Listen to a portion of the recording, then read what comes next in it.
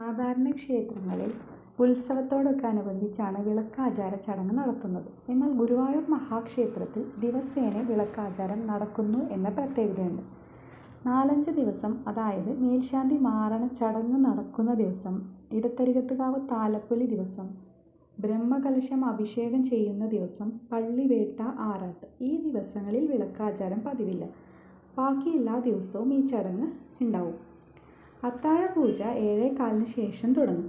ശേഷം നട തുറന്നാൽ ശീവേലി വരെ ഭക്തർക്ക് ദർശനത്തിന് സൗകര്യമുണ്ട്. ഏകദേശം 9 മണി കഴിഞ്ഞാൽ അത്താഴ ശീവേലിയാണ്.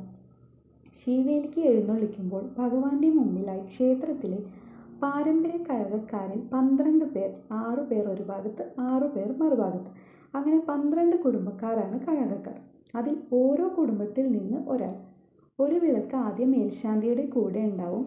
അതായത് ശീവേലിക്ക് അകത്തെ ചടങ്ങുകൾക്ക് ശേഷം പുറത്ത് കിടക്കുമ്പോൾ ബാക്കി 11 വിളക്കും ചേരും. പിന്നീട് മേളം 12 വിളക്ക് പിടിച്ചിട്ടാണ്. അതായത് ആനപ്പുറത്ത് ഭഗവാൻ, മുമ്പിൽ 12 വിളക്ക്, അതിനു മുന്നിൽ മേളം. അങ്ങനെയാണ് പ്രദക്ഷിണം. ശേഷം ശീവേലി കഴിഞ്ഞാൽ ഭഗവാൻ പ്രവേശിക്കുന്നത് ഒരു പ്രദക്ഷിണം വെച്ചിട്ടാണ്. ഭഗവാന്റെ തിടമ്പ് ശ്രീകോവിലേക്ക് കൊണ്ടുപോകുന്നത് ഈ പ്രദക്ഷിണത്തിന് ശേഷമാണ്.